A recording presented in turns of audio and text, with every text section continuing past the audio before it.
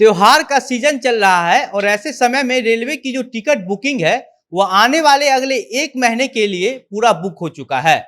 अगर आप दिल्ली और मुंबई जैसे शहर में रहते हैं और वहां से त्योहार के सीजन में घर आना होता है तो टिकट के लिए बड़ी मशक्कत करनी पड़ती है। लोग 3 महीना पहले ही अपनी टिकट की बुकिंग करा लेते हैं क्योंकि अगर देर हुई तो फिर टिकट मिलना मुश्किल हो जाता है। पिछले साल कोरोना की वजह से रेलवे की जो कमाई है वो काफी कम हो गई थी क्योंकि ज्यादातर लोग त्योहार से पहले ही लॉकडाउन की वजह से अपने घर आ चुके थे। लेकिन इस बार रेलवे की कमाई पिछले साल के मुकाबले सीधा दोगुनी हो चुकी है। आखिर कितनी ज्यादा कमाई हो गई है कि पिछले साल के मुकाबले दोगुनी हो गई है? आज के इस वीडियो में रेलवे की दोगुनी कमाई का करेंगे विश्लेषण। लेकिन उससे पहले नमस्कार, मेरा नाम घनश्याम सिंह है और आप जनता जंक्शन देख रहे हैं। त्योहार के सीजन में जब आप स्लीपर बोगी का हाल देखेंगे तो उसमें खड़ा होने तक की जगह नहीं बचती है। और स्लीपर बोगी तो छोड़ दीजिए, यहां तक कि थर्ड एसी में भी कुछ इसी तरह का हालात बन जाता है। लोग जैसे तैसे अपने घर आते हैं क्योंकि दूसरा कोई और ऑप्शन उनके पास नहीं रहता है। इसके अलावा टूर एंड ट्रेवल सर्विस का धंधा करने वाले लोग ट्रेन की टिकट में धांधली भी करते हैं।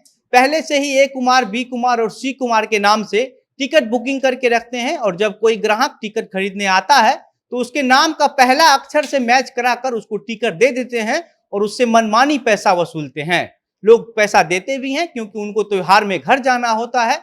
कई बार ऐसा होता है कि एक साथ ही 4 या 5 लोगों की काउंटर टिकट बुक करते हैं और उसके बाद जितने आदमी के नाम से टिकट होता है उसमें से किसी एक आदमी को टिकट देकर भेजा जाता है और उसके साथ बाकी के 4 और लोगों को भेज दिया जाता है और कहा जाता है कि आपको बस अपनी सीट पर बैठना है, टिकट फलना आदमी के पास है और उसके नाम से भी है, वो अपना डॉक्यूमेंट चेक करा देंगे और यह बोल देंगे कि आप सब लोग उनके साथ ही हैं। इस तरह की धांधली भी बहुत हो रही है। कई लोग पुलिस की पकड़ में भी आए हैं और इसी धांधली की वजह से आम लोगों को टिकट मिलना और भी मुश्किल हो जा रहा है। वहीं अगर तत्काल टिकट की बात करें तो उसमें भी इन लोगों का बहुत बड़ा इंटरफेरेंस रहता है। सारा का सारा तत्काल टिकट भी यही लोग बुक कर लेते हैं और तत्काल टिकट को बुक करने के लिए किसी दूसरे देश से एक ऐप डेवलप करवा कर रखते हैं और उस ऐप में पहले से ही नाम, उम्र और मोबाइल नंबर सेव करके रखते हैं। जैसे ही टिकट बुकिंग होने का समय होता है और टिकट बुकिंग होना शुरू होता है उसी समय जितना टिकट चाहे उतना बुक कर लेते हैं और आम लोग अपना नाम, पता और मोबाइल नंबर डालते ही रह जाते हैं। लेकिन इन सब के बीच रेलवे की जो कमाई है वो पिछले साल के मुकाबले इस साल करीब दोगुनी हो गई है। पिछले साल के मुकाबले इस साल रेलवे की कमाई में 92% का इजाफा हुआ है।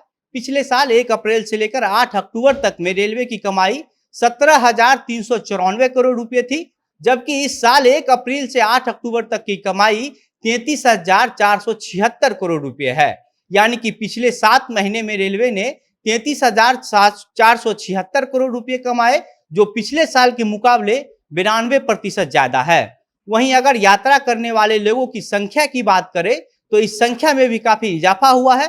पिछले साल 1 अप्रैल से लेकर 8 अक्टूबर तक में आरक्षित पैसेंजर की संख्या 34.56 करोड़ थी, जबकि इस साल इसी अवधि में 42.89 करोड़ रही, जो कि पिछले साल के मुकाबले 24% ज्यादा है। यानी कि 24% ज्यादा लोगों ने पिछले साल के मुकाबले इस साल आरक्षित क्लास से यात्रा किया। और अगर इससे होने वाली कमाई की बात करें तो 1 अप्रैल से लेकर 8 अक्टूबर तक आरक्षित पैसेंजर से रेलवे को 26,961 करोड़ रुपए की कमाई हुई, जबकि पिछले साल इसी अवधि में सिर्फ 16,360 करोड़ रुपए की कमाई हुई थी। इस हिसाब से इसमें 65% का आरक्षित पैसेंजर से मुनाफा हुआ।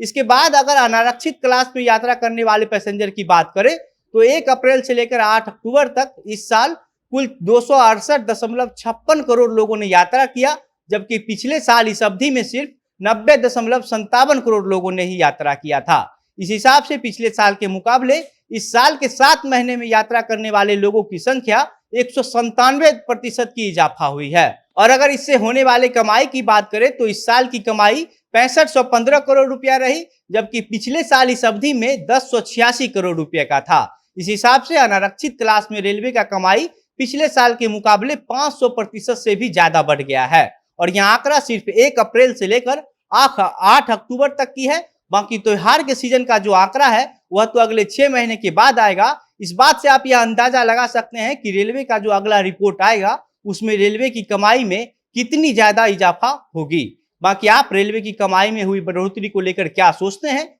अपनी राय हमें कमेंट बॉक्स में लिखकर बताइए। वीडियो को शेयर कीजिए और अगर हमारा यह वीडियो फेसबुक पर देख रहे हैं तो हमारे पेज को लाइक कीजिए। अगर यूट्यूब पर देख रहे हैं तो हमारे चैनल को सब्सक्राइब कीजिए।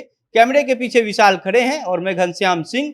वीडियो में अंत तक हमारे साथ बने रहने के लिए बहुत बहुत धन्यवाद।